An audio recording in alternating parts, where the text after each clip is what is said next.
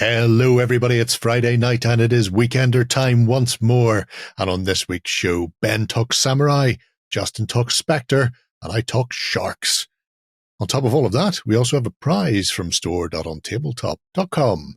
If you want to be in with a chance to win an Imperial Agent's Codex and Combat Patrol, comment below this video on YouTube, be a subscriber to the channel, and if you can do all the social media rubbish as well, happy days. Otherwise, sit back and relax, because your weekend starts here.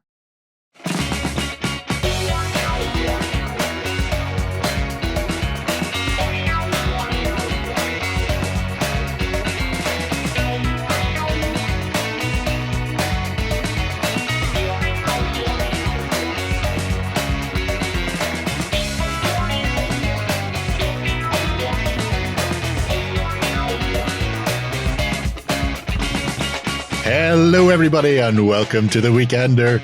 I'm joined this week by Justin and Ben. Say hello, children. Hello. That is creepy as sin. I was going to say hello. I was going to say hello, hobby father, all the hobby stuff. No. No, don't say that. Don't say that. No, he's our own personal tonight. Hobby Jesus. Father. No, the hair's gone now. I'm no longer Hobby Jesus. That's true. Maybe it'll come. Well, it will come back because it's a pain in the hole to keep short. So it will definitely 100% come back.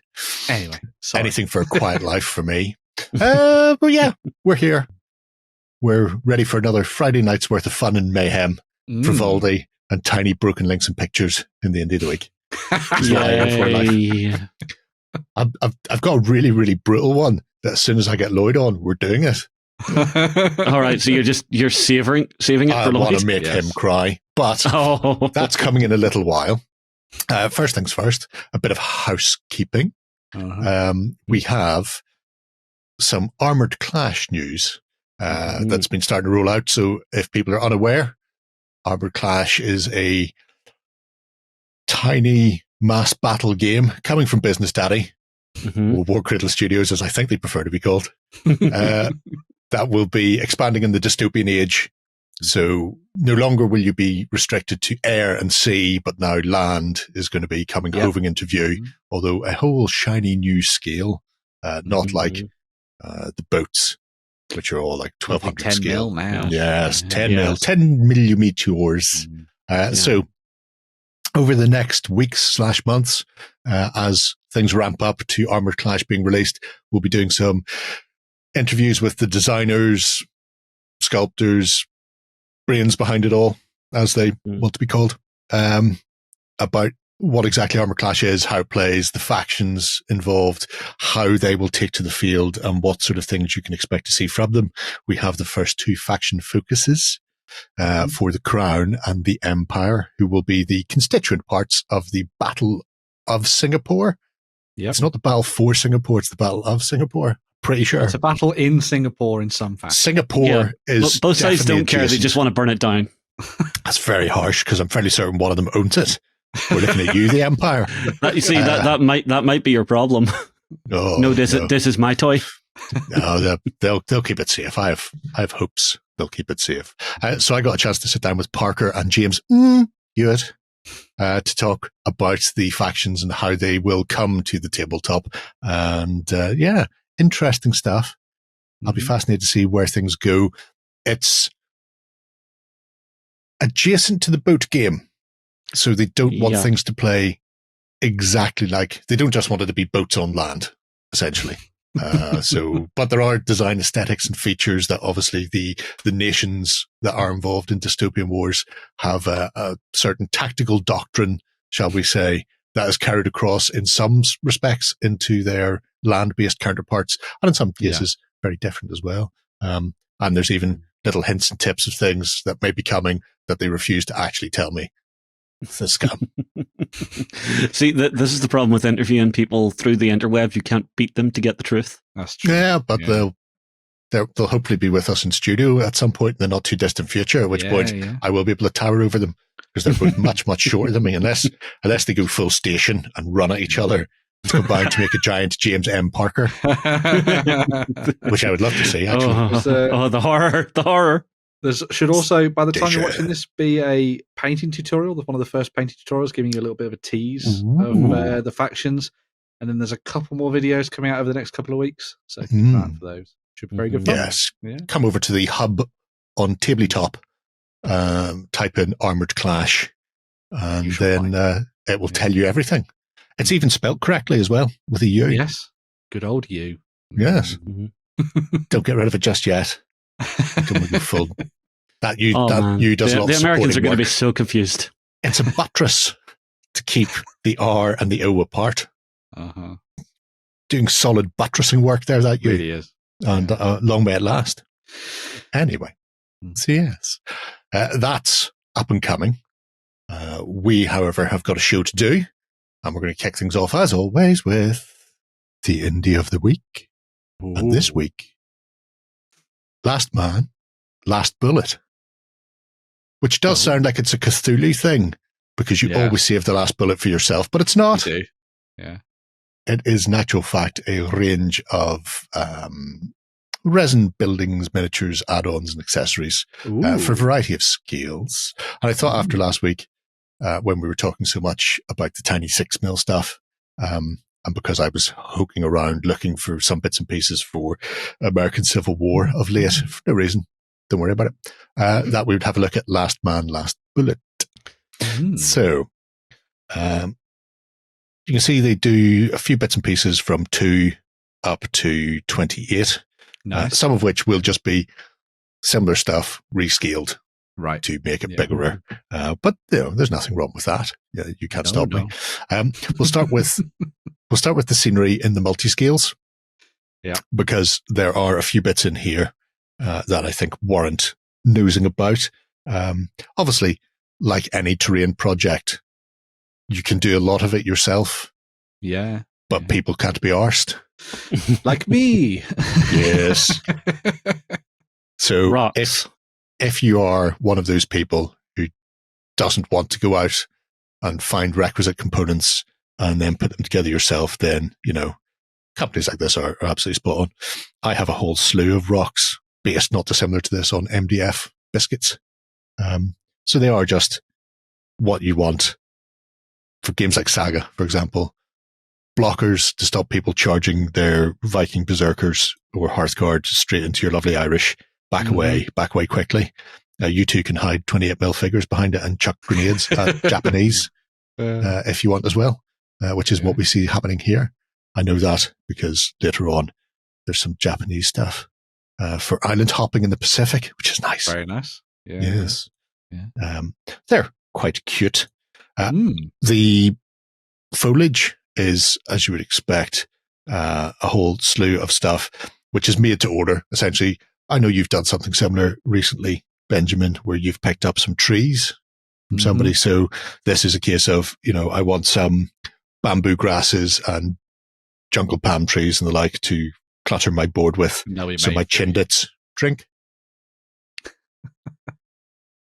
That's another one for the kids. So my chindits can get through the Burmese lines and deal a heavy blow to the Axis powers. So what you see here is one they've done. It may not be the one you receive. In fact, I'll go out on a limb here and say definitely won't be one you receive. But, it's those things that either people can't find or can't be arsed with.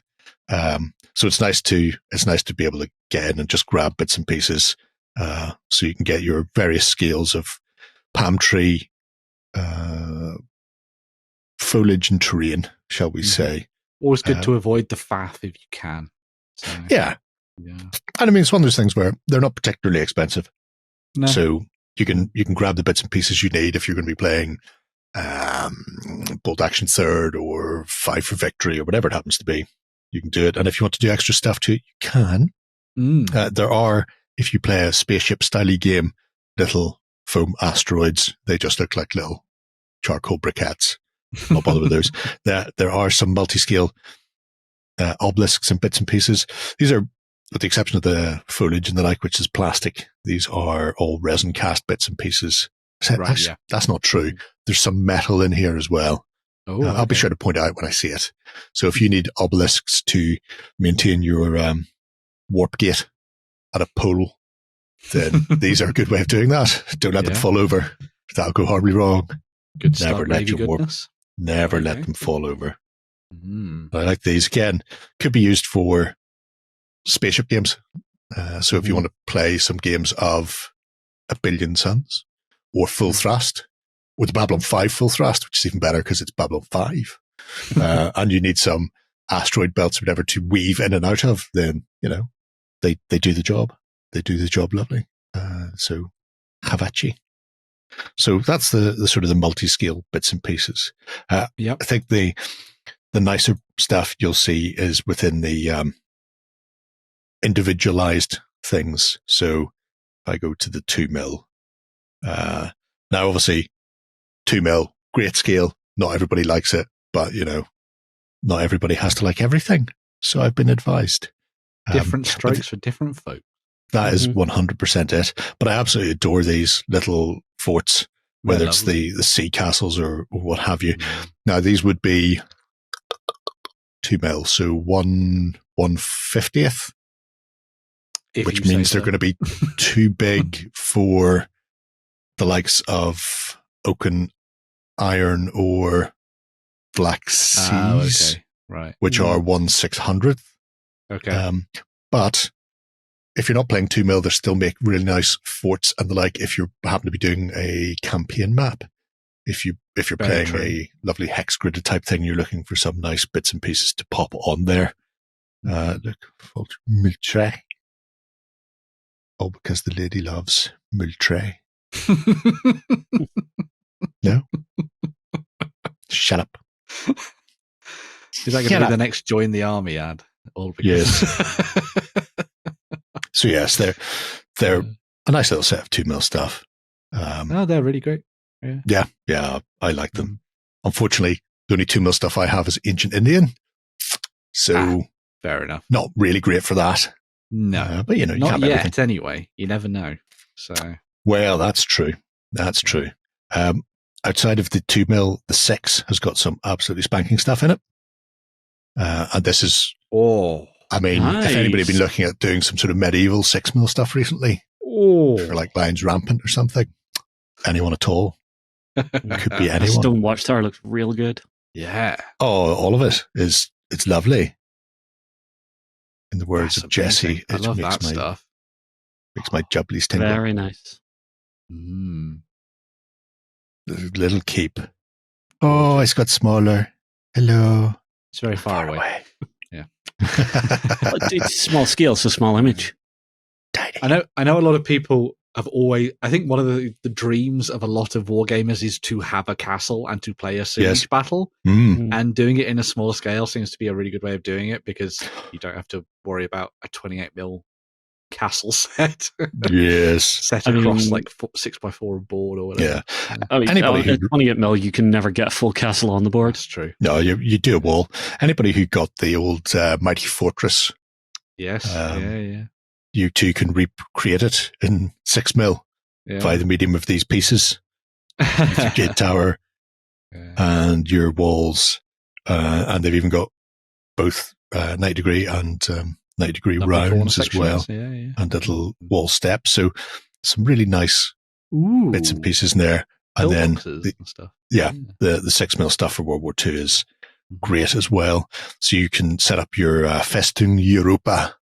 And just build your gun lines, including things like I think that's a Tobruk pit. It's a little, although it looks awfully big for a Tobruk pit. So, 6mm, couple of guys with mortar. Actually, no, it's probably about right. But embedded bunkers and enfilade wall bunkers. So, everything you need to do if you're going to be doing fortressing for World War II. Maybe there's a gun pit battery. Hitler's moon rocket launch bay, and you've got to send in your SAS to stop him before he can get to the moon. You're still looking at 0 to 100 hours, aren't you? Yeah, no, I was thinking more along the lines some form of like prisoner escape from some horrible German POW camp. Yeah, could be that as well. If you are planning on doing some Napoleonics, they have little street barricades, so short or longage, which look like that. So World War II or Napoleonics, because I mean, it's dirt with some barrels and crates in it. Mm-hmm. That could be easily World War I or World War II as well in 6mm, or even American Civil War. There's nothing particularly distinctive about a Napoleonic barrel. All these barrels. And I imagine they'll be typing in the comments about cooping. I think you'll find Napoleonic coopers used a very specific type of barrel stave, which would look out of place in America. But I don't care, mate. Jog on. Anyway. So, how many nails did they put in each of the rings? Very true. Look, double enfilade wall. Oh, really want people to come around the front to get shot, don't they? I like also the fact that they've put the little camo netting texture on the top there. Or you can flock it if it's been around for a little while and got a bit of the old dirt on it. Mm-hmm. Anyway, so 6mm, cute, as we can see. And if I plow down a bit further, I'll skip the 10. What's that, Jared? You're skipping the 10? Yes, I am. A lot of it's replicated in the 15, but 15 also includes a few other bits and pieces for some other eras in there. So things like the gambons, of which they do a whole host for all of your wicker needs, whether it's ECW or feudal Japanese. You can get a basket full of rocks and dirt to start protecting your flanks and your firers as well.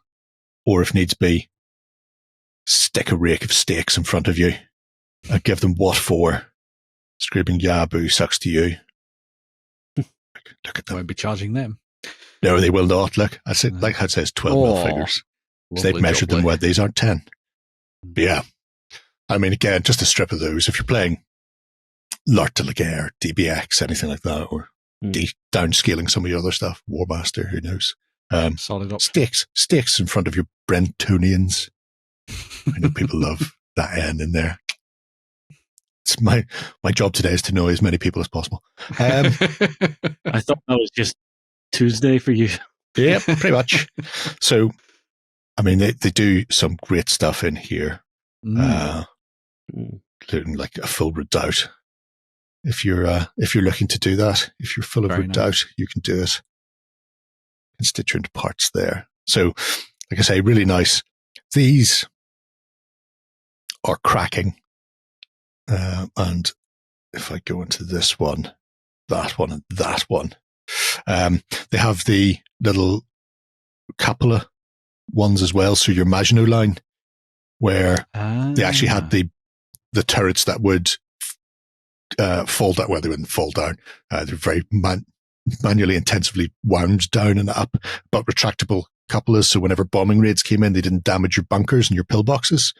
So they have them deployed or drop down for your ACAC type ones as well. That's really cool.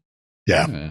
I didn't know about that. That's awesome. Oh, you've never seen the retractable stuff? Maginot Line was a thing of absolute beauty and brilliance when it came to defensive construction. The one flaw was dropping paratroopers on top of it, because they never thought about that. Yeah. It was a style of combat that had been tried, I think, once in World War I by the Russians, who just hung people off the wings of a plane, and everybody else went, "That's insane." Skip forward 20 odd years and lo and behold, Maginot Line defeated. So they're a really nice set if you want to do specific. I mean, they weren't just in the Maginot Line, but the retractable bullets and stuff are really nice. But these, I love these, which is a set of Dragon's Teeth defenses with a little gate as well. And these are absolutely corking. I love that. That looks really good. So this comes with a set of girders, which is plasticard styrene I-beams that have been cut. And then the rest of the stuff's resin. I know this because I own these. I didn't get them from Last Man. Last Bullet. I got them from another company years ago, which I think is defunct now, which must be then when they got these. I also really like these Dragon Teeth because they have a unusual... The orientation of Dragon's Teeth, they're not all perfectly vertical. They kink at different angles, presumably to stop somebody from just going, well, if we bank this track up there, we can just run at an angle all the way down it, like a car in an alleyway in a 1980s action movie. Yes. Instead, these things will trap you, and you can see there how that sets up. And these are really nice because the long dragon's teeth on either side are actually blocks. They're short stuff, so you can build long, or you can split them into two halves and put your gate in between, which means they're a really versatile way of doing it. So these little pimple ones are 1, 2, 3 sets of 9 essentially. But then these ones are, you can see there, the gateway has got like an end bank set, and then the larger dragon's teeth. Each one of these is an individual strip, if you will. Right. So you can build a long run if you need to in one direction, or have them and stick the gate in. So for 15 mil World War II players, these are great. Absolutely spanking. And you can see there they do a whole host of additional dragon's teeth types in there as well. What's quite nice about what they've got as part of this store is that there's a lot of stuff that in 2 cases now where I'm like, I've never seen that done as terrain for the tabletop. That's really cool. Provides you with interesting and cool ideas for table builds. Yeah.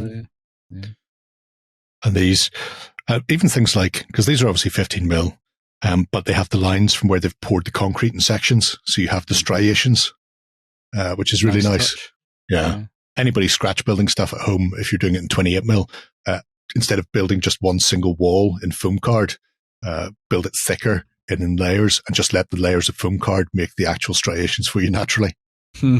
Just throwing that one out there. That's my free hobby tip to you. Yeah. Because I'm nice like that. So let's kill some of the 15 mil. Go away, 15 mil. Bye-bye. They obviously have 20 mil and 28 as well. 20 mil has more of the sort of same, but it does contain the World War II Pacific, which is nice because they have these very specific to themselves island hopping terrain defenses. So this is essentially, remember D-Day, they had all the traps for the landing craft, Rommel's asparagus and stuff like that. They made these in around the islands in Japan using cement, metal girders, and coral. Wow. So these could then be... I was going to say it kind of looks like a concrete turd. Yep. So these could then... Some of them were blown up before the landings took place, but then you could have these close to the waterline, or when the beaches are empty, showing the ones that were missed that they're having to navigate around. So nice bit of cover, and also very specific to the Pacific as well. Specifically also, Pacific. If you drive a vehicle or a landing craft onto one of those, it's going to tear through the bottom, and you're not going to get that off in a hurry. Whereas if it was just like a normal lump or something, you could probably reverse off it, couldn't you? Bounce off, yeah. Yeah. So yeah, wow, that's cool. Again, more like stuff I didn't know existed. A larger defensive structure, essentially a gambin, but without being wicker this time. It's just made out of actual palm tree logs. So these are really nice. I'm assuming Piers probably has seen all of this stuff years ago. Oh, but if not, I'd guess. I assume at some point you're going to be doing more Pacific stuff, Piers, so you're welcome. More palm log trench sections. But this is something, yes, these are very specifically palm trees, because you can see the rings on them. But at 20 mil, you could probably get away with these in other parts of Europe as well. Or certainly if you're going to be playing some American Civil War or American War of Independence, things like that. Just paint them brown. Don't go big into your palm treeness. Don't let people worry about it. Build your little defensive positions. They just have nice bits of texture in there as well at the front, whether it's the exploded parts or bits of palmage and branch and stuff that haven't been used. They've just been tossed over the side into the spoil to make your defensive trench works. Textures. Yeah. I really like these. I have a set of European trench in 15 mil that I'm fairly certain I got from the same person I got the dragon's teeth stuff from. Right. But I haven't seen them in here, which are which are same sort of idea, but actual board rather than palm, I suppose. The little mortar pit's quite cute as well. Although there was an interesting one that was in the news recently. We actually had a controlled explosion on an unexploded World War II bomb up in, I think it was Belfast last week. Newtonard. Oh, Newtonard, sorry. Yeah, it was 500 kilos, so big boom. Yeah, it's not bad. It'll keep people out of their houses for a week or so when they exploded things. They just threw sand on top of it and then blew it up. It's good. Well, that'll drive the housing market down. Yeah. Well, it was a new build. I don't think it'll drive it down enough. These are some 28mm defenses, palisade or pavilion defenses for samurai. So if you're doing your feudal Japanese, if you're playing Clash of Katanas and you're looking for something like I might be, these are quite handy. Those ones, yeah. Yeah. So nice big chunky ones for friends and family to hide behind, and then little individual ones for Billy No Mates, who just wants to lurk in the background. Maybe you've picked up some of the Fireforged Samurai and you're looking for some extra bits and pieces. Yes. I open the caltrops. These are right cute as well. I was going to say, it's a shame that they don't do those in 10mm to go along with the Grand Battle stuff that Wargames Atlantic are doing, but then I suppose they are just sheets that you could probably just cut out of plastic card very easily. But even I wouldn't be that lazy, I don't think. I mean, the palisade walls and stuff, they do 6 and 10mm versions of these, right, as well.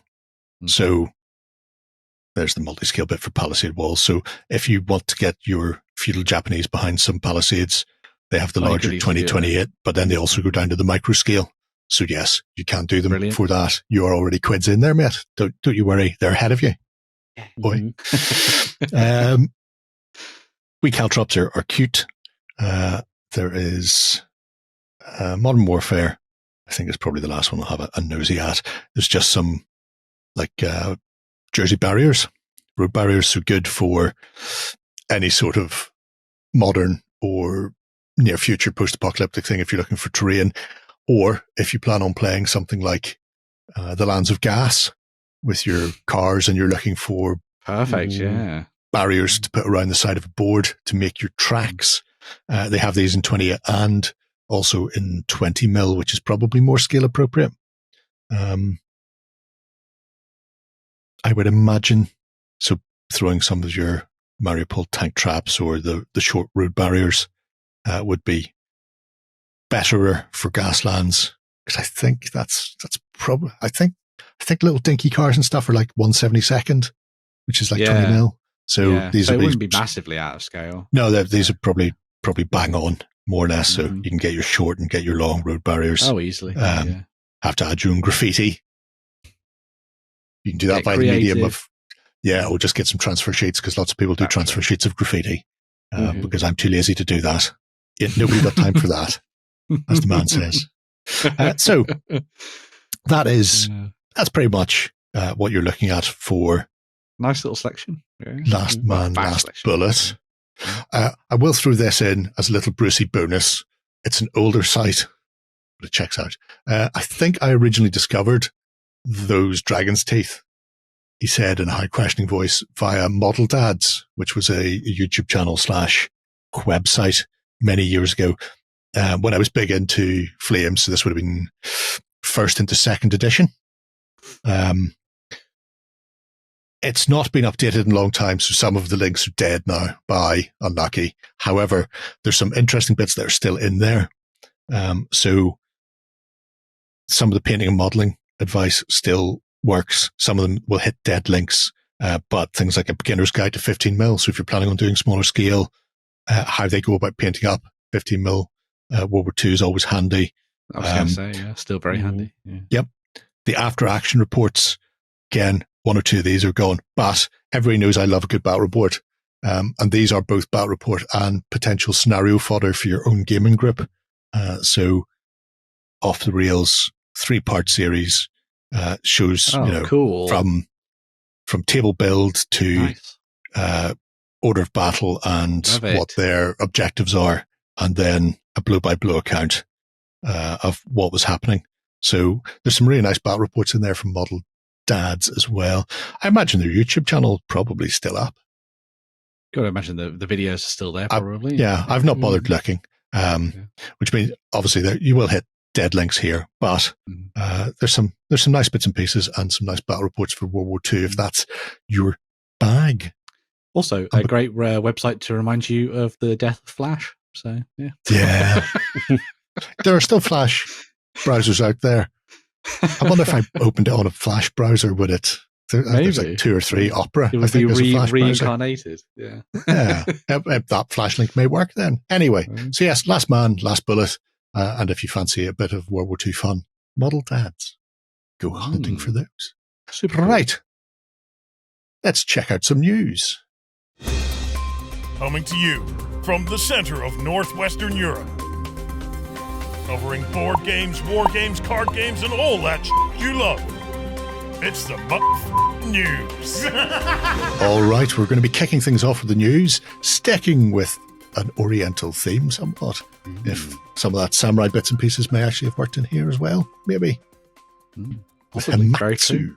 Yeah, so Hametsu, which is the demon hunting samurai skirmish game with that was released by Blacksite Studios last year now, I think, has got a new expansion coming away. It should actually be available this weekend. So as you're looking at this, you'll be able to potter on over to the Blacksite Studios website and get your hands on that and dive in. So the new expansion is The Ryu and the Rain. And it's effectively like think of it as sort of like a New Game Plus style thing, if you were thinking of it from a video game point of view, which has been designed for max level hunters to dive into more demon hunting antics on the tabletop. There are a couple of new game modes included as part of this book, including time trials, which will be very interesting to see how they work, dungeon crawls, and also wave defense missions. Alongside this, we're also going to get a whole bunch of new miniatures. So your Kappa demons are going to be not Kako demons. Yes, Doom. Different. But your Kappa demons are going to be available to drop into your game. So you're going to get your regular Kappa, your greater Kappa, your Kappa drummers, and your Kappa mules. So you're going to have a whole suite of Kappas for you to fight out some thematically designed scenarios. So not just going to be all Oni that you're fighting. There's all sorts of other bits and pieces in there as well. But there is also a legendary samurai demon hunter for you to drop into your games as well, which is Musashi, as you can see there. His katana at the ready to cut somebody down. Looking very cool indeed. Really nice sculpt. It is. Japan really does have some of the best mythical demons. There are some weird ass things in Japanese mythology. As well we're as all responsible for weird ass shit. Well, that's true. Yeah. One of the other things they've updated with this is that they've added in rules for sea-based battles. So if you want to fight on ships against aquatic demons, you can do that. Which is kind of cool. So if you want to fall into the briny deep and get sucked off, that is the way to go. Family show. That's why I do want to fight last but not naval least, battles. We're leaving that in. Last but not least, we also have some updates to the core bosses. Yes. So the original bosses from the first book for Hametsu have been updated for high-level hunters. So if you want to dive in...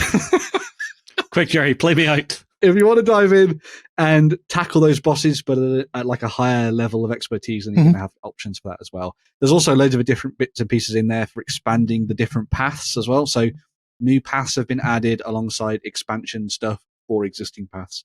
So there's lots of different ways for you to take your hunters that next step and have them hunting demons forevermore. Trying to remember, was it Blacksite won Indie of the Year from us last year, or was it specifically Hametsu won game? It was Blacksite. Or did they double down? Actually, they doubled down. So they won Indie, and I think it was Hametsu that won. Yeah, one of the other awards actually. It is a super cool game. Yeah.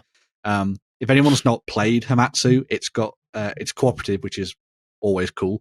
So you each build individual demon hunting samurais and you fight it out against Oni and stuff like that. But when you dive into a scenario, it's got like a ticking clock mechanic in it. So the more you're fighting, the more you're killing is slowly getting closer and closer to the boss spawning through from another reality and fighting you, sort of like tearing through into the realms. So you can start off really sneaky and shinobi-like and start stabbing people in the back and maybe eke out a little bit more time before the big demon arrives. Got some really cool sort of different elements to it and gameplay mechanics. Definitely worth checking out. That's why I'm wondering, about the speed run. Is it a case that every X you flip a card, so you're pushing it faster, and you're trying to beat the number of card flips to get to the boss? It's I'm really looking forward to seeing how that goes. I really like the concept behind Hametsu. Not bothered looking at it yet because I was trying to stay out of other genres and then I accidentally bought several Japanese armies for Clash of Katanas, and now, well, I've got them already. May as well just go ahead, dive into everything else, because while there are miniatures for it, you can use any miniatures you have kicking around. So if you happen to have stuff would be perfect. Yeah, if you happen to have three Zenith armies, then all you need to do is pick up some other bits and pieces in the way of. Did you go for the fancy stuff from Zenith in the end, or did you not pick that stuff up? No, I was very good in the end. Oh, okay. Jesus, it was a close run thing. Not yet. Not yet. Yeah. TBD. Yes. TBD. Anyway. So yes, from one cracking small-scale skirmish game to another, the good are coming to Dead Man's Hand. Yeah. And we've all been waiting for the good. Lord knows. So Dead Man's Hand got its Redux, not a new edition, just a polish, and the Redux brought with it 4 sort of core warbands that you could play your Old West fighting games in. But at the time they went, don't worry, there's more coming. We are compiling, and by we I mean them because they're telling me this. We are compiling 2 books, The Good, which will contain a whole host of good factions, including some new ones as well as returning, and The Bad and the Ugly, which will contain the others. And depending on how you perceive things like Pinkertons, they may technically be good, but they're in the Bad and the Ugly book. So it's gone up for pre-order. Pre-orders will allow you to pick it up in several different ways. The book itself, which isn't a particularly huge book, it's because it doesn't need to be. It contains the lists for the new factions. It also contains 4 new scenarios. Each scenario is played out in 3 acts, so essentially 12 scenarios in there. But when you're playing, you're going to be playing, because they escalate. They play from very small up to full warbands, essentially, or full gangs. So you're playing through a movie every time you play. As you can see, if you pick it up, you get a legend miniature, and legends are essentially what you may think they are. They are either famous historical people or famous Hollywood type things. So you may see people you recognize from Hollywood films popping up, and they can be recruited for your gangs for cash money. But they generally bring more to the fight than your regular gang members will have, which is always good. So the factions that are coming in are the Strangers. I'll see if I can ambiguate. Oh, we can. Great. The Strangers as a faction, interesting bunch. Mostly, this is one of the new ones. We don't know much about it, but as you can see, they're all civilians. We can definitely see Mordecai from High Plains Drifter right there. So whether or not he has specific rules, we don't know. He looks a bit like a hunchback. That, I'm assuming, is Clint Eastwood from the end of High Plains Drifter when he gets the bullwhip and decides to bullwhip one of the guys to death as punishment for bullwhipping him to death before the film starts. Ghosts are cool and fun. So Strangers, a bunch of townsfolk attempting to beat 3 very annoyed men coming back to town from prison. I can't wait to see how they pan out. Texas Rangers. They're Rangers from Texas. I think we've all seen enough stuff with Texas Rangers in them, even if it only happens to be Timothy Oliphant and Justified. But the same sort of thing. Clint Eastwood obviously played one of the best ones. Just saying, nobody likes the coward John Wayne. Buffalo Soldiers. It's true. Buffalo Soldiers. So the African American troops fighting for the Union and post-fact. And also pioneers, so people out on the fringes attempting to carve their own piece of heaven out of the Old West. All of the miniatures, when you buy them, will come with their cards, and their cards are the face cards plus ace. So the way Dead Man's Hand works, you will be playing half a deck. You'll either be playing red or black, essentially. And then the face cards, so Ace, Jack, Queen, King, are specific to the gang in question. So if you buy the miniatures, you'll get those cards. You'll need a copy of Dead Man's Hand, which has the core deck of cards, the core deck of Joker plus others that are required. And then you'll swap those out. If you already have the gangs, though, because some of the gangs already exist. So if you have things like the Magnificent Seven, who are called the Seven, or the remake version of the Magnificent Seven, who are called the Other Seven, those models are both available. So you can have your Denzel Washington and Star-Lord and stuff, but they have different rules from the original Magnificent Seven. Oh, that's cool. With Robert Vaughn and stuff. They have their own deck of cards as well. But if you have those already, you can pick up the face cards that you need. So you can buy this as a bundle that will give you the book plus the, 13 new factions. Yeah. So 13 factions. So 52 cards, whatever it is, are just all the face cards, to go with. But yeah, absolutely nailed on for this one. I assume most people who play Dead Man's Hand will be, because it'll be interesting to see where things go.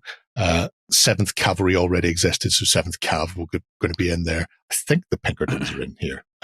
Don't hold me to that though, because they are based on Marshal Stockburn and his deputies from the other Eastwood film, Pale Rider, where they are complete scumbags. So even though technically they're Pinkerton detectives and therefore lawmen, kind of, they might be in the Bad and Ugly book. I assume there's a full list somewhere of all of the people. But I love the sculpts for the figures as well. They're lovely. Yeah, the new ones. It's been great seeing some of the new stuff that Great Escape's been sculpting, not only for Dead Man's Hand, but they've done a really nice section of good stuff for Chicago Way and bits and pieces. I was going to say, I'd love to see them do, I don't know if they already do it, but I watched a film a couple of months ago now called Fort Petticoat. Yes. Did I not make you watch Fort Petticoat? Yes. It was me. It was my fault. Talked about it, and then we talked about the fact that that guy was like a freaking war hero. Yes, Audie Murphy. Yeah. Audie Murphy leads the defense of a Fort Petticoat, defense of a fort against incoming scumbags, leading nothing but the women folk from a town, because I want there was that nobody else around. As a gang. Yes, so Daughters of the West, which is a female gang, are good in idea. The good, so you could do that potentially, and then just bring in as a legend. Bring in the Union cavalry soldier, just make up rules for him, or steal one of the other legend rules that come closest to what you think a cavalryman would be. But yes, it's all very doable. Tons of fun to be had with Dead Man's Hand. So nice to see the good coming. Can't wait for the bad and the ugly later on, because it contains some other madness, including the Malevolent Seven, which are interesting. It's an undead version. Well, I don't know if they're going to be in the good and the bad version, or the bad and the ugly version, sorry. But they do already do the Malevolent Seven. It's an undead version of the Magnificent Seven, because you can also have fantasy games if you want to do a bit of weird Wild West, bit Deadlands-esque. You can do that. Undead Man's Hand. Undead Man's Hand. I mean, they're nothing compared to, just throw out there, the Baron and his zombies are complete scumbags. Not as big scumbags as Ned Kelly's gang, though, Shay. Anyway, Shay's not editing this one. No, but he'll be watching it because I'll make him. Right. What, tie him down, open the eyes up like Clockwork Orange? Very much so. Don't worry about scratching his corneas. It'll be fine. Right. Tell us all about the grand scale fantasy. Well, the folks at Wargames Atlantic are at it once again, bringing us a new 10mm scale orc fantasy army. So in the set, we're seeing an absolute boatload of different weapon loadouts. So everything from your halberdiers, your sword and shield carriers, spears, everything. You also get some wolf riders in here. You've got your bowmen, you've got your command units. The only thing I think that's missing from this is a little wizard. Because I don't see a wizard in here, like a shaman. Little characters, yeah. Well, yeah. Based on how they've done the samurai, the command is going to be a separate sprue, because they are working on that for the samurai at the moment, which will contain other bits and pieces. So I imagine you'll see them as separate and distinct. These are the work in progress renders currently. If they arrive and I have to glue shields on, you're going to be a sad panda. I will catch you. So I'm assuming they do look to be separate at the moment, though. Yeah, but they're only separate because this is a render. I imagine they will be attached. I mean, I could be wrong. On. Yeah. They may put them on separately, so you can choose to put them on or not as you wilt. Well, I suppose the work stage they're at the minute, I believe, is they're figuring out how they're going to lay out the sprue. So we'll see. The thing that I also quite liked about this is that, and I think some other people mentioned it in comments and stuff, is that while this is obviously a great little fantasy starter for people who want to dive in and build orcs and stuff for your typical fantasy games, if you just paint the skin red, suddenly you've got an Oni force to fight against some samurai. Oh, you filth wizard! I hadn't even thought of that. But yeah, because they have the McBride style flanged or flared helmets that they have on their 28mm stuff, so which is a touch of the Oriental. Yeah. Oh, and then you have your Mongolians on wolves. Goddamn Mongolian! Make them spirit wolves or something like that if you wanted to make them a bit more fantastical. Yeah, or just glue extra tails on them. Exactly. That's how that works, isn't it? Kitsune style. That's the one. Oh, yeah. Oh, I don't know who came up with that. You're clever so-and-sos.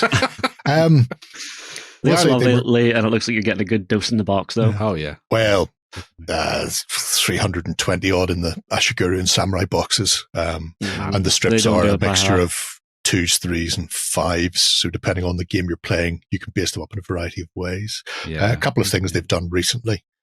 One is they've asked if there's anything that people would want to see from the orcs, with the caveat, goblins are a separate race as far as they're concerned and will not be on this sprue. So they'll get their own at some point in the future, but specifically orky things, is there, because obviously they go double hand weapon, halberds, spears, bows, they're all there. But is there anything else that people think that should be included either in this or the sort of the commandy type sprue? Magic wielding shaman mad bastard. Well, I don't think that'll they be deserve his official magic. title on the back of the box. But I do think they don't deserve that. You don't deserve magic. You deserve to be pushed forward and killed. The other thing is they previewed they're playing around with the prototypes for their bases, which are 20 by 40, showing some of the samurai ranked up on it. Also individual little 10mm rounds and 10 by 20 pill individuals as well. Now, the reason that's interesting, children, please pay attention, is because we know there's a rule set being worked on. There is. Yeah. So is that an idea of frontages for their, because presumably if they're making bases, they're going to be making bases equivalent to their rule system. Game. Yeah. And so the little individual ones for hero types are rounds, so they unlike the other stuff, which is all square or rectangular, so they rank up and then fight the mass battle like God intended. And then your little individuals could be your command and control heroes running about separately. That's how I imagined that. So I don't think they haven't said who's working on it, or has he actually admitted to it himself in an answer one day? I think he has. I think Andy Hobday actually responded to one of the posts on Facebook, going, "I'm working on it at the moment." Might be working on it, yes. Yeah. I'm pretty sure that one's out of the bag, and I'm not. Well, we haven't signed an NDA, so I'm not breaking any NDAs anyway. Yeah. So it'll be interesting to see where that goes and how that mass battle game comes to fruition. And it's nice that they're obviously Samurai and ECW are ones that are.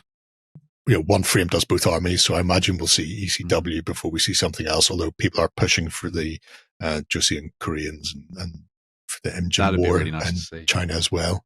But yeah, nice that they're going, well, we'll do some fantasy in the meantime, because we already know what the fantasy style is, because we've already got their fantasy orcs. We've already seen their fantasy elves a long time ago as renders that they've never produced, which means they know what the concept and style for their elves are also. So they've got lots, because they're constantly spinning digital bits and pieces as well. They've also done dwarves as STL files. So yes, that's me spinning plates, by the way, on one of those bamboo things. So there's heavy lifting has been done prior to this through other bits and pieces. So it can all go expanded in clever and interesting ways, and I look forward to seeing where it goes. Right, next up, Parabellum have been showing off some more stuff. A bevy of beauties for the city-states then. The first of which is a new resin officer figure, the Andromachus. Possibly not how that's pronounced. He is a upgrade for the Agama and Thorocrates units. He's a tight little upgrade. 25 points will get you flurry on the charge. Your Agama sitting with a boatload of attacks. I think they've got like 5 attacks each and cleave of 1. So when they go in, they're going to hit hard. So flurry lets you re-roll your messes, which is great. Nice. The Thorocrates, less attacks, light troops. However, they do have the option to have one of the Minotaur, not the Haspists, Therian Minotaurs can be attached to it as an auxiliary, which puts in a cleave 3, 5 attack base in your unit. So being able to reroll those on the charge in, great. And it's a beautiful figure as well. Even if you're just going to run him as not an officer, but as one of your actual commander types for any of your war bands, just to change up who's leading your retinues. Yeah, it's a lovely miniature. He's a corker. The resin stuff is gorgeous. So yes, you can have an ossifer, or if you need some more troops on the ground, they've got a couple of absolute beauties. That was not the B word I was going to use. So first off, the Clockwork Hoplites are finally coming. Ooh. They are heavy infantry. They are automata, using the finest science that the old world had to offer before they exploded it. They've managed to find a way to actually get proper TikTok men, clockwork things to wander off and stomp on things. And they have all of the rules. So phalanx, heavy infantry, massive defense, hardened to lower people's piercing and cleave incoming. If you are looking for a unit that will just sit on an objective forever because they have no resolve, because they have no morale, because they are just animated things, then that is the way to go. You just take a block of those, push it onto the middle of the battlefield, sit there and tell your opponent to come at you, bro, as I believe you kids say, and they will just soak up all the incoming damage and will stab the ever-living bejesus out of anybody coming near them as well. Again, really nice, interesting, styly. So that we've seen bits of technological and mechanical on the hoplites and phalangites that already exist, where they have limbs replaced, specifically all the phalangites have their right arm replaced with a biomechanical things to give them extra poking ability when they're shafting people. These are 100% that. So it's got a great sort of Harryhausen. If I was to make a stop motion animation man who was actually, would cast all of the individual spines and bones and pieces, because we're trying to recreate a human on the battlefield, then these guys have that. So they're tight, absolutely tight. Almost as tight as them are the Sacred Band. And these are, I'm not going to say they're filth, but as far as infantry goes, they've got the same defense as the Clockwork Hoplites. They've got a chunky defense of 3, even though they don't have shields. So they've got a lot of scale armor, but they also are phalanx units. So again, difficult to beat in the front. And they have a good defensive output because they've got, support 2. So your rear ranks are giving up an additional attack per stand rather than your standard 1. But the nice thing about the Sacred Band is that they're blessed by God. A god, the gods, who knows? Yeah. So they are able to re-roll any of their hit or defense rolls during a clash or a charge. You just have to decide which one it's going to be. So if somebody's about to lamp you, then you go, I'm going to re-roll all my defense, please, thanks, cheers. Or all the attacks on the way in, of which they have quite a few, because they're quite tight in that respect. But they're also a spellcasting unit. The whole unit counts as priests, which allows them to chuck out 4 dice of spell every turn. Okay. They can either use that to heal through Molon Labe, or they can go for Othismos, where they lose their blessed special roll for the turn, but instead you re-roll your field defense and morale checks until the end of the turn, and your regiment's command stand counts as 3 for the purposes of holding objectives. So that's the turn where you go, I'm just sitting here, and last turn you need to push me off an objective. You're not pushing me off an objective. You're not even contesting this. This is our objective, and you can get stuffed. That's how this one is going to break down for these lads. They are broad boys. They are thick. Yeah. They're trident wielding absolute henchmen. Henches, yes. Yeah. I'm guessing Shay will probably be glad to see some of these added to our forces in the office. Jerry less so. I don't mind those going in.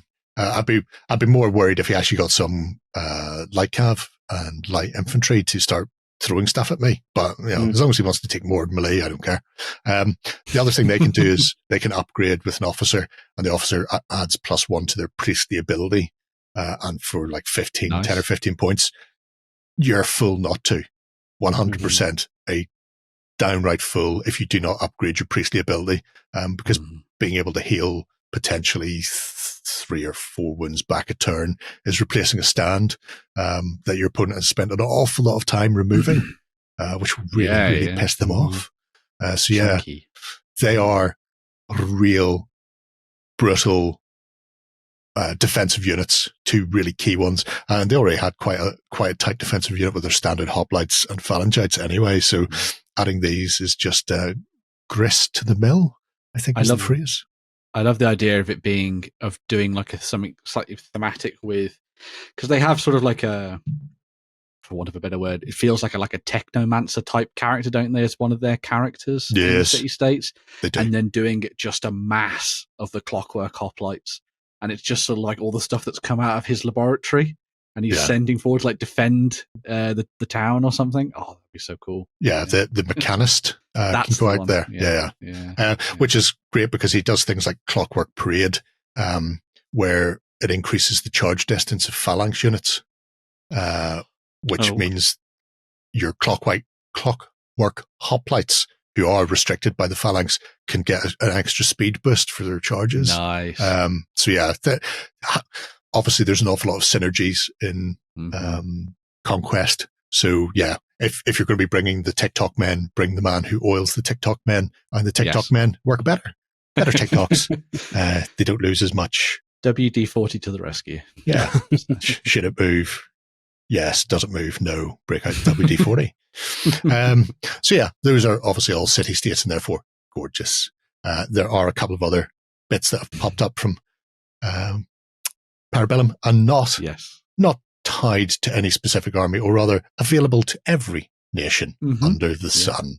And they are exactly as absolutely batshit as you would expect for the exclusive models.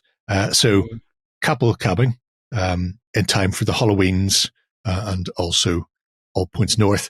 There's the Testing the Waters Tidy Little Fish Goblin on Cyber Shark.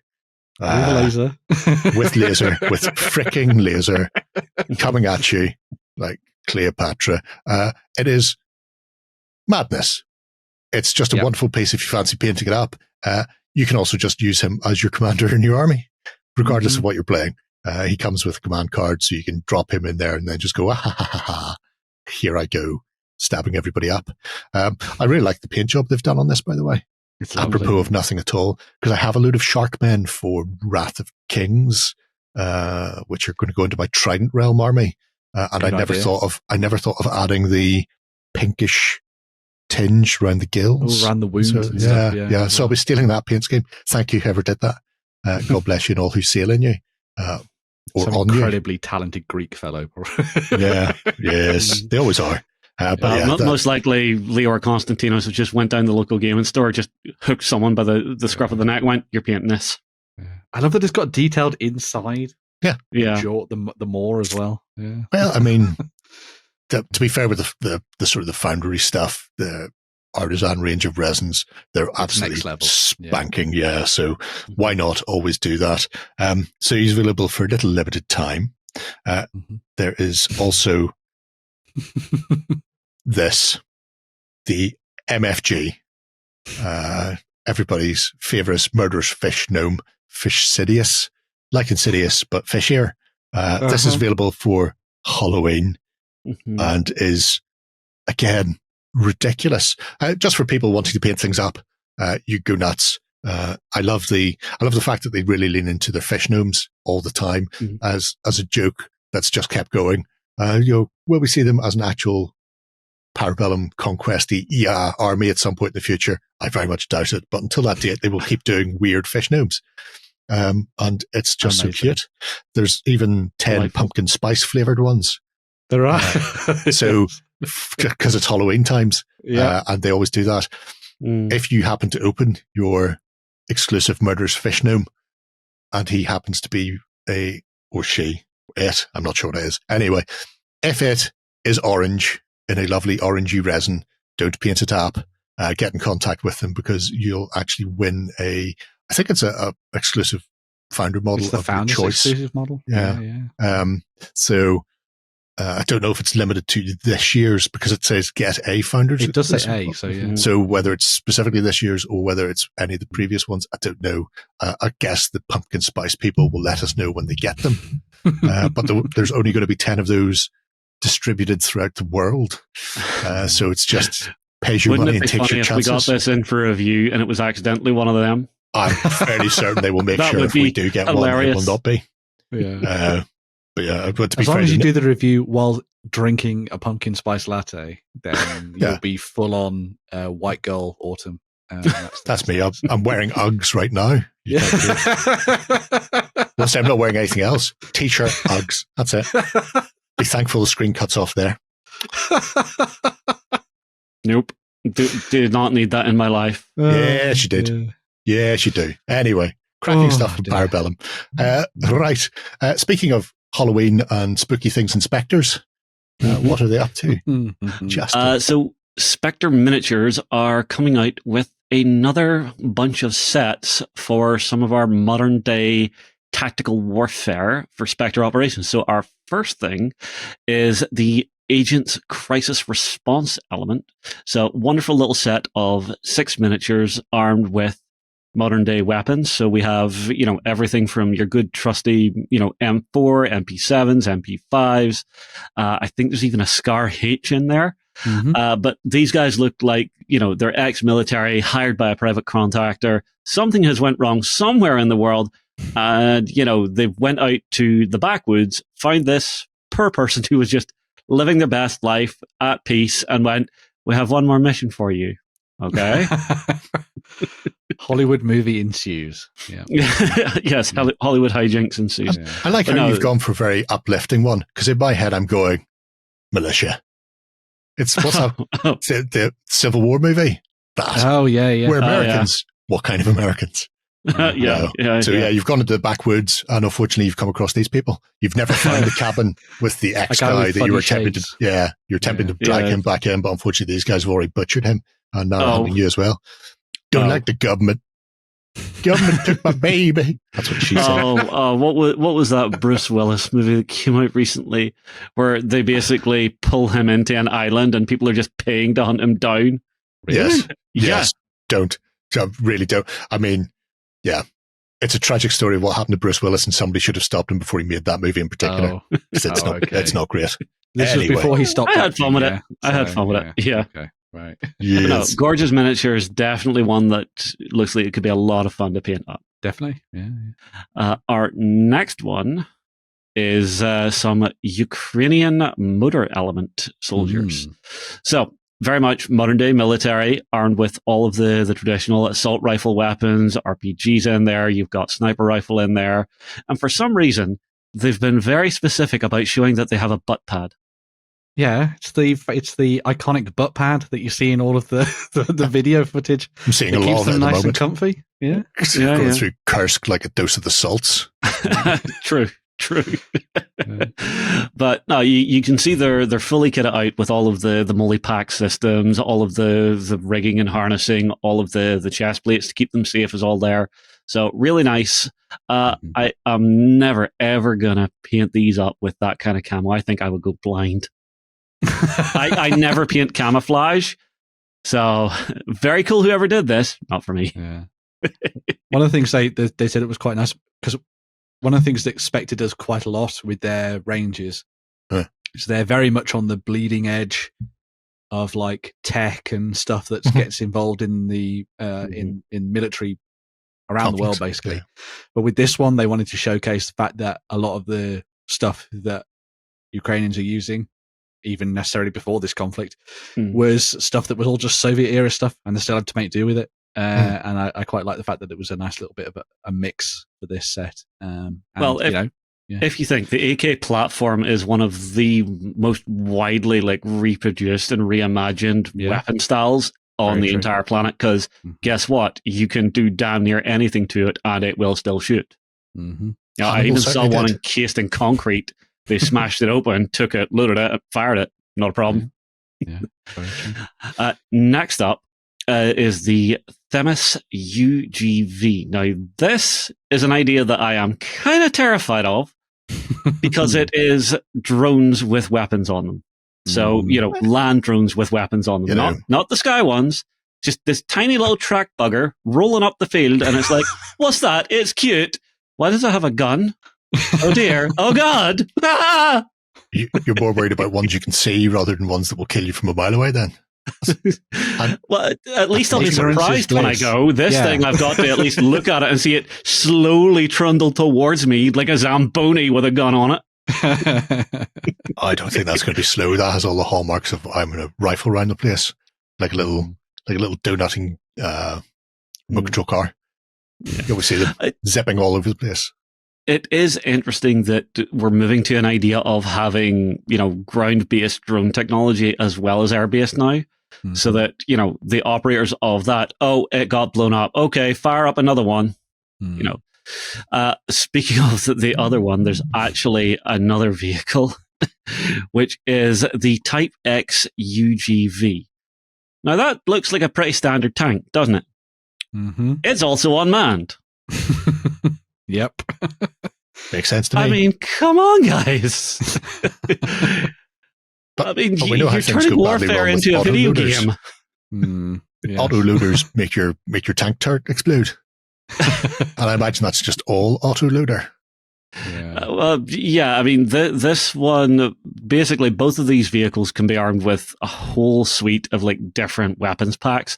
The interesting thing for this one, it can actually be loaded onto a C-130 and just airdropped into a combat zone. Mm-hmm.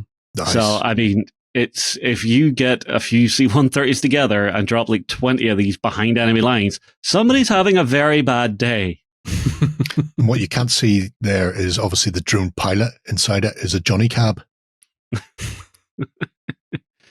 Someone needs to model this with Johnny Five's head poking out the turret. Thought they already had. What's that? No, this is Emma.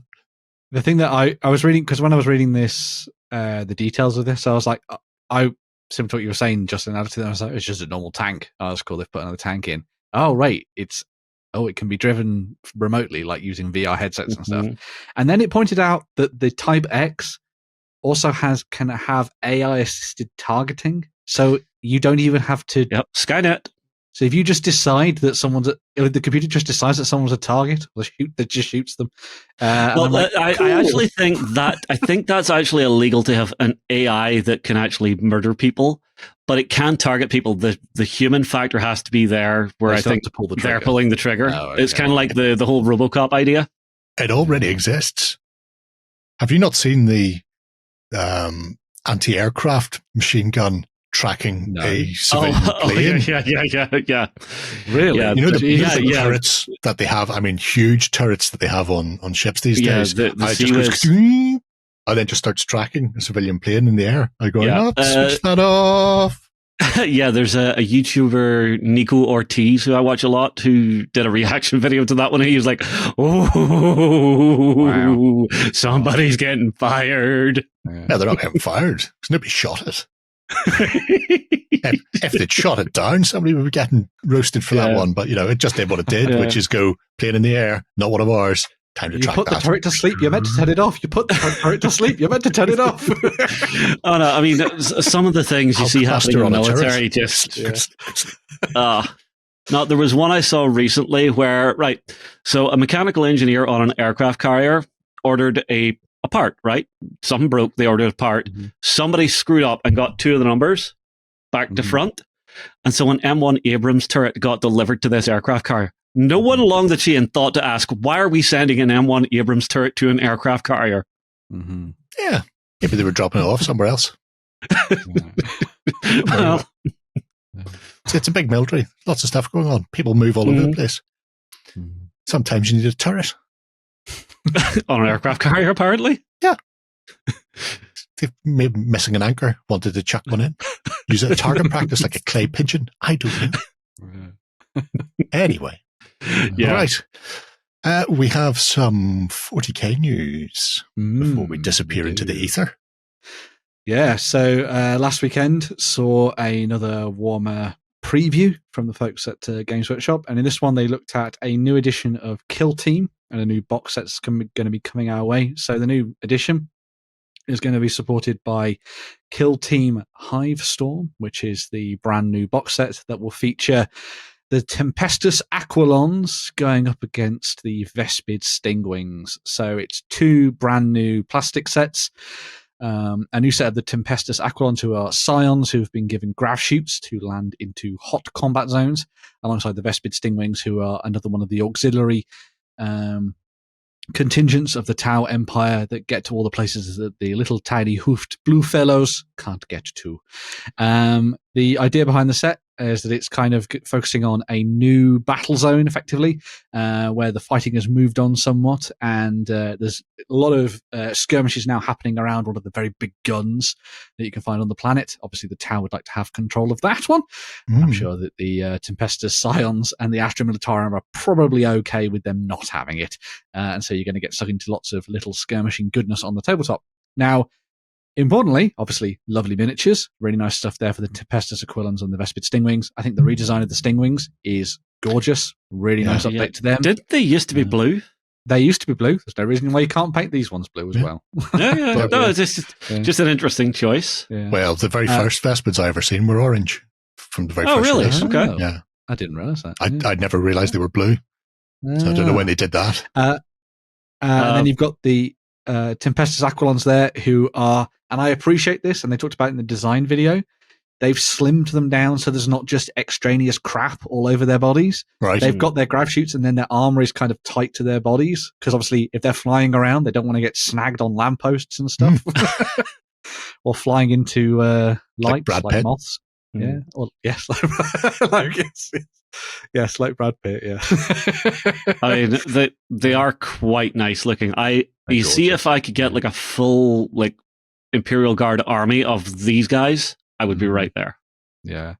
Another one of the things they talked about with these is that, obviously, you've got loads of different specialities in there as well. So you've got the Grenadier, who's basically just laden down with stuff. And you've got a dude who's running around with knives and power swords and all sorts of different things. So it's a really nice little selection of unique, bespoke kill teams for you to drop into your games. But as I was saying, while the miniatures are lovely and nice, one of the big things is that they've tweaked and updated the rules for Kill Team as well. Yes, really? Look, there's a drone. Although not AI. Definitely not AI. Otherwise they'd have to kill somebody. No, of course it has a soul, we promise. Yeah. So the rules have been reworked. No longer the silly shapes. You don't have to move circle and jump triangle anymore. They've gone back to inches. Good, because that really threw me when they did that. Yep. Yeah. They've also sort of reworked and refreshed the game so that it's going to be easier to dive into and not so dense, because that was one of the issues with Kill Team currently, was that it was very, very heavy. But they've added a lot more stuff to make it a lot more approachable to new players. The core rules are going to be, as they were for Kill Team anyway, in the previous edition, free for you to download online, alongside all of the Kill Team faction rules as well. So if you want to get a whole bunch of factions and just start playing the game with the stuff you already have in your collection, you'd be able to do that. Obviously, you'll be missing things like tokens and stuff like that. And obviously, the actual scenarios and things, but there'll be like little starter things that you can play as part of the core rules that you download and stuff, which is nice. Interesting to see that the TIE are actually sharing some of their technology with other races now, because wasn't that always a thing that the other races just use their own tech? Well, they've still got the neuron blasters, which are those ones with the little crystals in. But one of the things they have done is they've trusted some of the Tau auxiliaries with particular equipment. So you see like Kroot running around with pulse rifles. Yeah, but in the original Codex, it said that they did arm their allies with Tau tech. The humans have it as well. Yeah, the humans had it. So, humans living on the Tau Empire had it. Because I had a friend made a whole Imperial Guard squad with little British World War I helmets and Tau rifles. Fair. You'll see that you notice with the Vespid, the leader also has like a Tau helmet on. Yeah. And in the fluff for it, they've said this is so that they can give tactical advice to the Vespid in the midst of combat. But in actual fact, it's probably a mind control device because ethereals. Makes sense. So, and also the shade strain can go. They're just sitting on the Tau lines, just watching through it. Exactly. Another one of the cool things they've done with Kill Team for the new edition is and this is should have happened in the last edition, to be honest, especially with the way that things are going in the wargaming world, but they've added solo and co-op rules to the game. Right. So you'll be able to dive and play the game by yourself against a section of different enemies, or you can go it co-op with a friend and dive in and play the game. And it's done a little bit like a kind of wave defense-y against mooks minions type thing. So you're working together to get rid of individuals and then secure your objectives and then get out kind of thing, rather than it being against specific kill teams on either side and stuff. Because that would be a little bit more complicated, I suppose, in terms of the mechanics and stuff. But great to see them doing solo and co-op for it. I think that's a really nice shunt in the right direction. One thing to note, and you may have to correct me if I'm wrong in this in the comments or whatever, but it seems from what they're doing is that they're taking out rules that will apply to larger faction kill teams, you know what I mean? So you won't be able to pick like a Guardian, a Striking Scorpion, a Dire Avenger, and all that kind of thing. Like they have, I mean, it's been a little bit more condensed than that in the last edition anyway, but they're taking that out and more of the focus is on the bespoke kill teams. So the rules will be specifically for the likes of the Kazakian, these Tempestus Aquilons and stuff like that. You won't be making up individual ones from what you already have in your collection as readily. It seems like that's probably the direction they're going to go with things like Warcry as well, I would imagine, when they revamp that. From one point of view, it's bad because you can't just use whatever the hell you want from your collection, more or less. But on the other side of things, it's also good, I suppose, because you only have to focus on a certain amount of kill teams. And that's all that Games Workshop have to focus on as well. So I suppose they do want you buying the box. And they do want you buying the boxes. Very true. It might be the thing that pushes me over the edge to buying a Striking Scorpions box, finally. Maybe I'll have to retire my old 80s and 90s ones who are on the wrong basis and go into the future. We'll see. But yeah, cool stuff coming from Kill Team. As I say, lots of nice updates on the gameplay front and some lovely miniatures as well. So yeah, very cool. Fancy. Okay. We'll have a quick switch, and when we come back, we'll round out the show.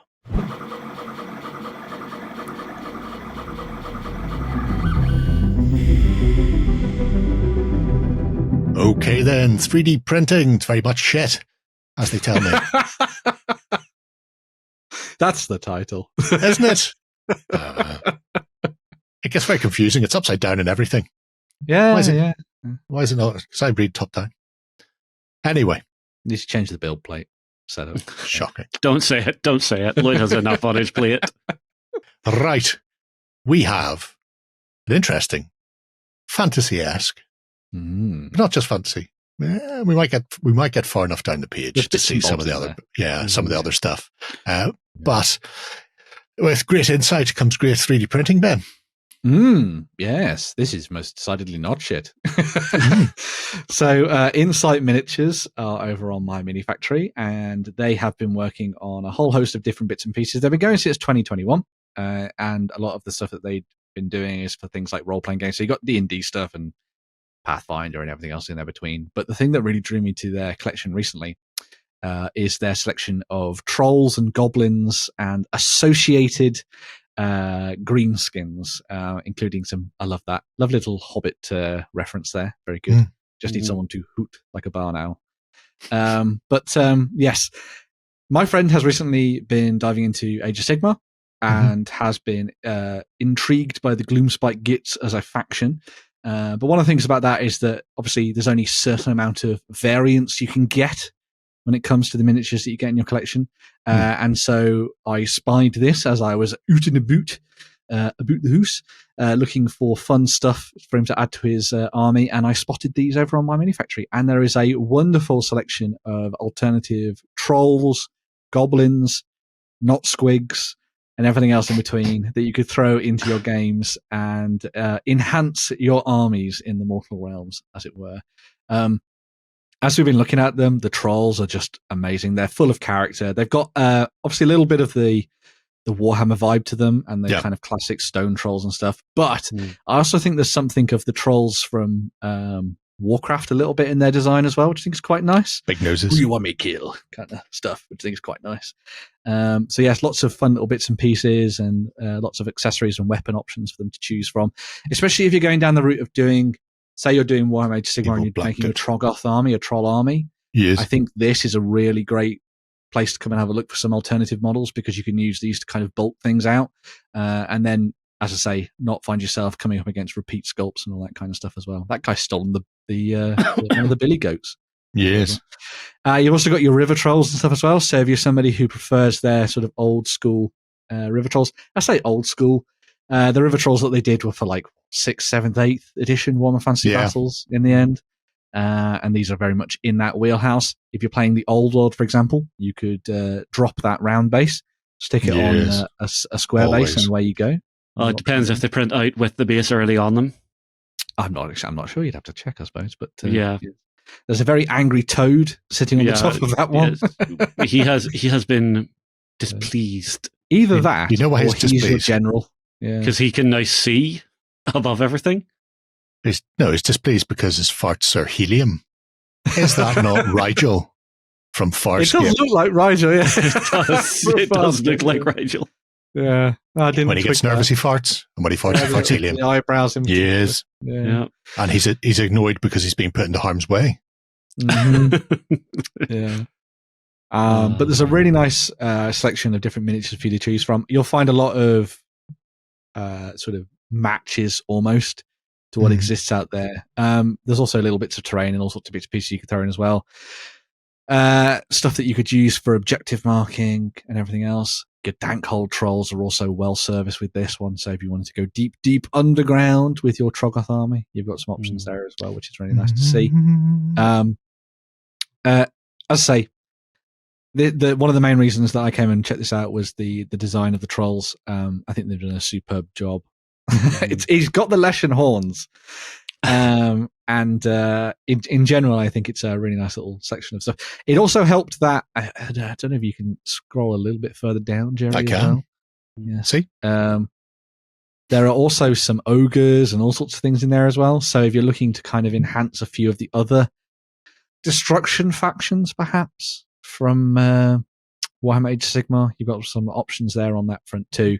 And as you can see, all the miniatures can be bought as bundles, or you can buy them individually as well. Now, obviously, well, I had a look. There was no Only Games link for Insight, so you can't get them printed currently by my mini factory. Maybe that's something that will pop up in the future, but you could always get your hands on the STL files and maybe get a friend to do some printing for you.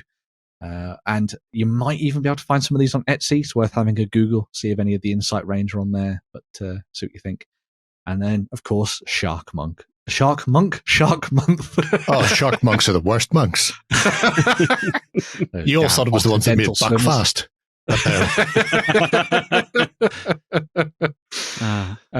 But yeah, so if you're playing something like Deep Wars, for example, Goblin Shark, great for you to throw into your games. Yeah, ugliest shark. Or if you're doing Ideneth Deepkin for Warhammer Age of Sigmar and you want some mounts for your watery elves, your watery bints, then you can throw them in. And have they do some orky Christmas decorations. They do. I'd say they've, Insight's been around since 2021, as I was saying. So if you're looking to try and find some bits and bobs, we could tell Warren that they exist. Yeah, and then he could print the things for us, and ship them off. But yeah, so there's lots of bits and pieces in there for dungeon delving as well as your war games, and of course, all those trolls don't necessarily have to find their home on a Warhammer battlefield. They could be added into whatever games you feel. So I think I just found my favorite thing on this entire page. Yes. Further down, there is a modular wooden pier set you can get. Wow, you nerd! What? I was going to look at more sharks. The number of times we've been had to try and scratch build bloody wooden piers in this office. That is. It's by far and away the easiest thing to scratch build in the history of scratch building. It's annoying because of the amount we have to do. I was going to look at some more so sharks. There's all these monsters, and Justin was excited by a pier. More shark. But no, there is a good sea harborside set. Yeah. Shark. Land shark. Land shark. Yeah. For Zone Wars. Yeah. Yep, Street shark. Street sharks for children. I had how that one goes. I had 2 street sharks. They had biting action if you pull back their fin. Nice. That's what you want in life, isn't it? There's some cute little characters as well. There are. Yeah. It's lovely. There's a bundle of fun. The terrain and stuff. Yeah. Oh, that's good for confrontation. Look at its it is. Angular spiral styly. Have those for my Wolfen of Ilia. There you go. And then punch people in the face with a Wolfen. Yeah.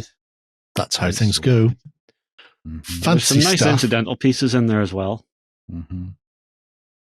Lots of fancy stuff. I like it. It is great. Yeah. It's good. Good times. Enjoy your insights, people. We bring you many insights here, mostly into sharks and what Justin finds acceptable in 3D printing. Wooden piers, monsters, not so much.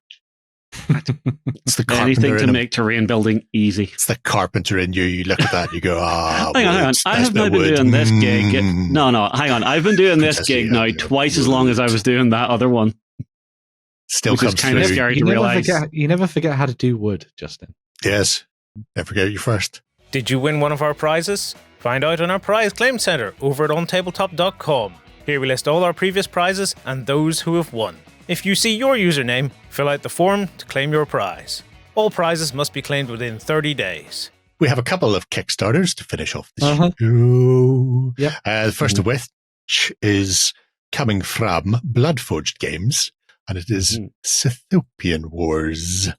So, this is to expand the current range of Sythopian Wars, a sci-fi game of their own IP on a world called Sythopia, where terrible, terrible bastards are attempting to cleave out a big chunk of the planet for themselves. There are no good people in here. On one side, we have the Asylumists. On the other side, we have the Confederation. And coming forward on top of them all is the Host. And this Kickstarter is running to add the new faction in the Host, but also add some more unit types, including big monsters and machines for the Asylumists and the Confederation. The Kickstarter itself goes through who and what Sythopian Wars are. These terrible-looking monsters are like the Flood from Halo. Oh, from Halo. Okay. Yeah. Kind of, they're not right. And they have the potential to control your units. So especially these little brain bug type things, the big giant ticks can just clamp onto your head and then make you do their bidding. They are absolutely filth wizards. The game itself is unit based, relatively tight as far as the amount of figures on the board goes. So when we were playing, myself and Shay had just under a sort of a small army, a small warband, like 5 threat points, and threat points are in a similar way to 5 for victory. It's the cap of the game, but also the points that you're going to be spending on things. So a lot of the units might only be 1 threat, some are 2 threat. You can recycle some units depending on scenarios, and they come back in as units get annihilated. So your bigger units are slightly harder to bring back, but your cheap units can be churned through very quickly. With the Kickstarter itself, there's a few different pledges, from individual figures to the printed rulebook to whole factions. So depending on what you're planning on grabbing, you can pick them up in a variety of ways, including STLs if people are 3D printable types as well. They have currently on their website, because the living rulebook lives there along with the faction breakdowns, the beta rules for these new units as well. But I like how they actually tell you what they're like. So the unit size, the actual size of the miniature, and what type of role it performs on the battlefield. So heavy long-range firepower, as opposed to the convict redeemers. Poor convicts. Never get a break. And these are the good guys, apparently. Hybrid melee and medium range. But the game itself it's very, very fast-paced, very tit-for-tat. Because when you're playing, it's activate unit about. However, you can, as a reaction to your opponent, activate a unit to do something, whether it's fire back, counter charge, back away, whatever it happens to be. But then that's your activation for your next turn, essentially taken early out of sequence, which means your opponent then activates again because you've already done your action by reacting to him. So when you're playing, you've got to think about the scenario, the objectives, what you need to do to actually propagate your battle plan on the tabletop, and not be drawn into just reacting to your opponent. Because if all you're doing is reacting, then they've got the advantage. And it can put you at a massive disadvantage because all you're doing is backing away and trying to save your troops, or maybe getting involved in firefights or combats that you don't want to be involved in, which pushes you away from your objective, which is a really interesting way of playing a game, because it really puts the onus on you to execute the plan that you had. And then you're left going, well, if I do that, I may lose a unit. But if I lose that unit, I'm on an objective and then I'm scoring points or I'm winning the game, whatever it happens to be. So sometimes reacting is not always to your advantage. Sometimes you need to just focus on the plan, and other times you'll have to go, I can't afford to lose that unit, or I can't afford to let that unit just be hit without reply. Otherwise, I'm just going to be on the back foot on that flank totally the whole time. You can see here these absolutely creepy little crab range things, some of which have their brains exposed. They remind me of the little things out of Half-Life 2. Yes. Just get that man to hit him with a crowbar over and over again until they're gone. I will say it's very interesting that the game gives you the full suite of actions whenever you are reacting to an opponent. You know, so looking at it and going, I really don't want to take that charge, I'm going to run away, or I think I can take it, I'm going to stand and shoot back at you. Yeah, or countercharge, or go into defensive posture to increase your resolve, to make it harder for them to actually hurt you. But everything comes at a price, and the price is sacrificing your turn, essentially, to do that. So the host, as you can see there, creepy looking alien things, could be aliens, could be demons, who knows? I find it best not to ask in Sythopia, considering nobody really knows why they're on that planet or where they were drafted in from. Things have gone very wrong. But you can see the entire timeline on the Sythopian Wars website. And like I say, if you fancy getting into this, there's a variety of pledges, be it just the new stuff or a small faction starter or combinations thereof, to sort of build your own 2-player starter set and the like. So it's really well done. The big things are my favorite things though. So adding Arsenal to the Confederation, because they needed a massive knuckle dragging artillery piece, and their creepy faces on them. There's no reason for them to have those faces, by the way, but they're on quite a lot of things. Let's just put a creepy death mask on our vehicles. The masters are sitting in a building somewhere going, shame all the people are dead, but it's all right. We won't let them die just yet. Just going to put his brain in a suit of armor, and he can keep fighting for us forever. There you go. Biological and technological combined. It's all good. The Asylumists coming screaming out of hell with their new butcher unit, who are interesting, to say the least. There's a very much melding of man and machine in a not pretty way there. I'd like to think of the Asylumists as being sort of script straight out of Event Horizon, Hell Portal. Pretty much. Yeah, there's a little bit of Hellraiser going on there. And, of course, the hosts are also getting, if they get far enough up there, the big Messalisk. Again, heavy support. So I imagine it's vomiting some sort of bile across the tabletop. It might be doing something different, and I don't want to know. You can't make me. But yeah. Please just grabbed anything organic from around it and just went, mine. Well, it's entirely possible. It does say it uses an ultrasonic weapon to smash, but look at that thing. If that's not vomiting hot jazz all over the table, I'd be very surprised. It's just how these things go. It's just how they work.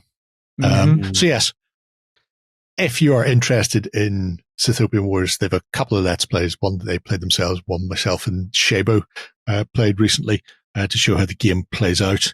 But it's a very intricate and fast-paced game, but at the same time, they've tried to keep it relatively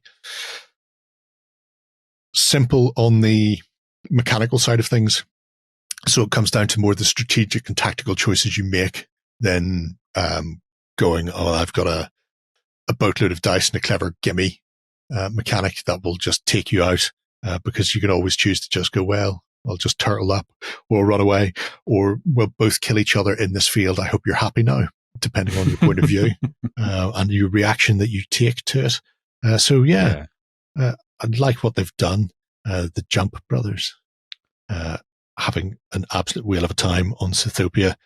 That, indeed. I hate that so much. The Death Spider. Yeah, I hate it and its ability to fire multiple things at me at once. All of my stuff was lovely and fluffy. The Tin Men, the Recon drones, and my convicts, they're all lovely, lovely chaps. Have you met them? Beautiful. But these things, yeah, filth. Absolute filth. Not having it. And them, that Asylumist Horde, the absolute worst, which is actually the biggest threat in that little bundle for when you're pointing up. They're very good. It's very good.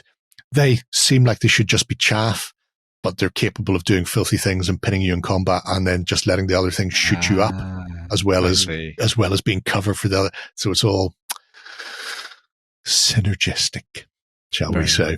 Nice. But yeah, there's a tons of way to get into it, and a really interesting system. Well worth going and having a look at the Sythopian Wars website, because it's all free. So it's all free. Mm-hmm. The rules are there, and you can jump in and start swimming around in the madness that is that sci-fi universe.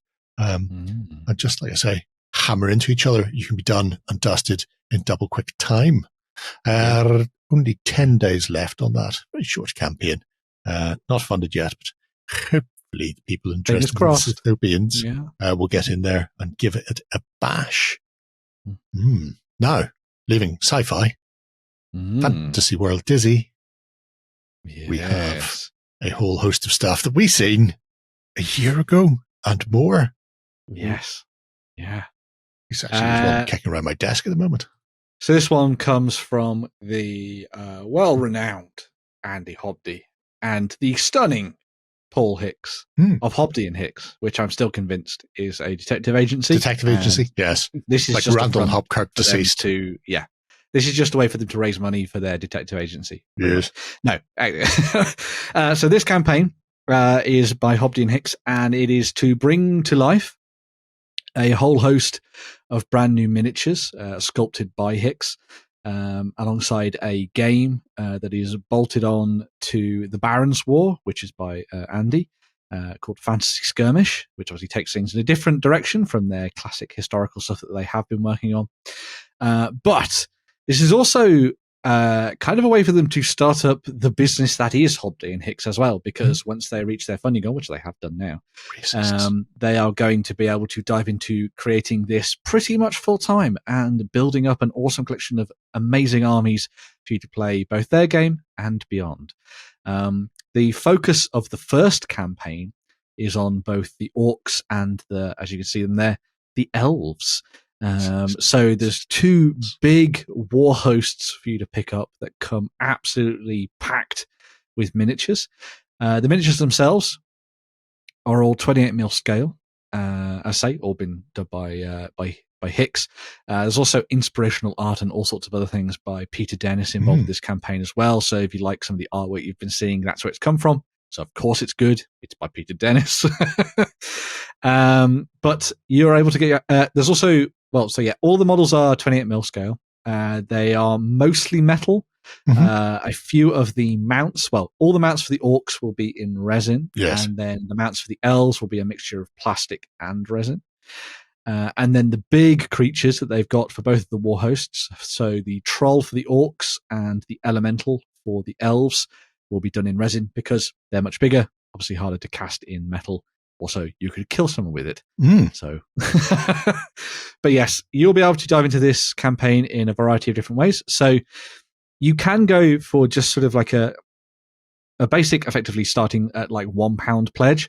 And from then on, just bolt on the cost of the various packs that you want so that you can build the war host that you effectively want to build. So if you want to dive in and you want to just get the mountain troll, some of the command figures, and maybe a pack of the cavalry, you can do that. Just pledge the appropriate mount and you get that stuff. Same goes for the elves as well.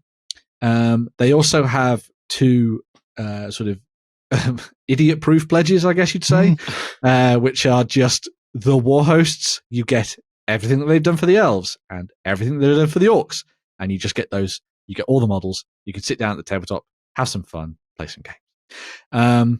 One of the other nice things they've done for this is that whilst there's that kind of key funding goal of, I think it's like 30, which they have now reached, £30,000, which will help them start things up for Hobday and Hicks. The stretch goals that they're working towards will also make it easier for them to bring new stuff to the tabletop quicker. So obviously they have more factions planned, but there'll be additional bits and pieces for elves and orcs available as kind of like stretch goals and stuff with this campaign. And also the rules for Fantasy Skirmish. So obviously it's based on the rules that Hobday's done in the past for the Barons War, which is a great set of rules for kind of warband style play. It's not big armies. It's kind of, think Saga level, if you're looking at like an equivalent of models. For example. And it's all very much based around like narratively built, interesting thematic forces. It's normally tied into campaigns and things like that. And the same pretty much goes for what they're doing here with this fantasy range. I like that it's, so obviously they're working on those rules.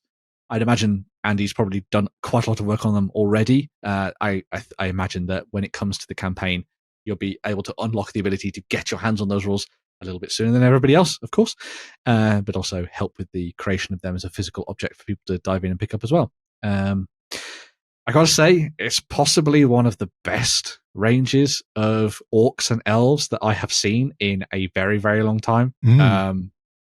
Mainly due to the fact that Paul Hicks is just a machine and just doesn't stop sculpting, and everything that he makes just looks gorgeous. There's a very nice Tolkienesque quality to a lot of the stuff that they've shown off so far. And even though the game has its own world and lore and background and stuff like that, there's no reason why you couldn't drop these into MESBG or Oathmark or whatever you want to do. I think in particular, a Saga. Age of Magic, yeah. But I think a lot of people are going to be picking this up and using these for a myriad of different games, as well as whatever Hobday and Hicks build together as a collaborative effort. There's even quite a nice pledge level that you can dive into and it's actually fairly reasonably priced, I would say. I think it's like 500 quid, and you get both of the war hosts, plus you get to sit down with Paul Hicks. Is it just one of the war hosts? Choose a war host, but the war host is what's that? 180. So you're paying 320 to have a custom sculpt. Yes, so it's a custom sculpt. My apologies, a custom sculpt done by Paul Hicks, and then you get rules made for it by Hobday as well. So you'll be able to use your own personality, if you will. You don't have to make it yourself. I mean, we've already seen enough Jerrys and Justins in games. Have we? What you want to do is pick your favorite Hollywood actor and put them into the game to lead your army. I suppose that's true. Yeah, you can do that. Yeah, because then they'll come around and do you for image rights. And I don't want to be sued. Why is Balin Scullin all of these games? If it's a one-off, doesn't matter if it's a one-off. You're not selling it. Yeah. But yes, so lots of stuff that they're working to bring to the tabletop. As I say, a lot of people have been saying to themselves, why have you not done all the armies as part of this Kickstarter? And that's because the man has to I mean, I know it's Paul Hicks, but the man has to take a break at some point. He needs so much a clone can do. Yes. And so the Orcs and the Elves are first. And then the next project, I believe, is going to be Dwarves versus something. So it could be they're humans, or it could be, I know that they've been working on things like undead and stuff like that as well. And other spooky things that we've seen previewed over the course of, as you say, Jerry, like a year and a half now. Yes. So they've been working on this for a very, very long time. And as I say, I think these are probably some of the best Orcs and Elves you're going to be picking up, especially in metal. Yeah. And most of the packs are already saga sized. There's only a couple that are slightly out, which is good. So your Warriors rates, the Levy are 12s. They're in there already. Some of them are 6s. But with Saga Age of Magic, you can split units or buy off, for half a point of Hearthguard, you can get yourself a hero, things like that. So it's all fine. We're all fine here. My favorite out of them all is one of the ones that seems to have been really Marmite for people. Right. If you've seen them up close, because there was a picture on the face page, the Elven Bodyguard are all wearing weird metal masks of creepy elves. And I'm thinking, well, that's spot on, because for once, everybody knows that they're the evil ones.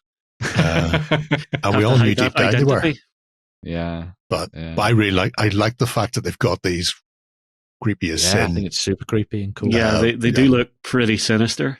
Yeah. Well, I mean, what it says these are elves and they've been painted up with kind of like a high elf feel to them. There's no reason they can't be the bad guys and done in purple. Go dark elfy if you like. Yeah. Turn that from air elemental into a shadow elemental. Take it in different ways. So this is all dark true. grey, blood red sashes. Yeah. It's all good in the hood. Right. There are 7 days left, a mere week. 7 days. For the Barons War Fantasy Skirmish. And it'll be fascinating to see where Hobday and Hicks go and what crimes they will solve in the future. We're going to solve the crime if you've got too much money. The same. No. And that's how that one goes. Then they shake you down. Right. Enough of us for this week anyway. We'll be back next week for more of the same. You can join us over on Tabletop on Sunday morning, though, where we'll be joined by Brother Johnston to talk about hobby. We will. Mostly his. We may get a word in edgeways. Who knows? But you can join us there for a 30-day trial if you haven't already and be a cultist. Join us. Until next week, have a great week of gaming. Bye-bye. Go ahead and check out our other content on screen now. And while you're at it, why not hit subscribe and remember to ding our dong. Go on, you know you want to click it. Go on.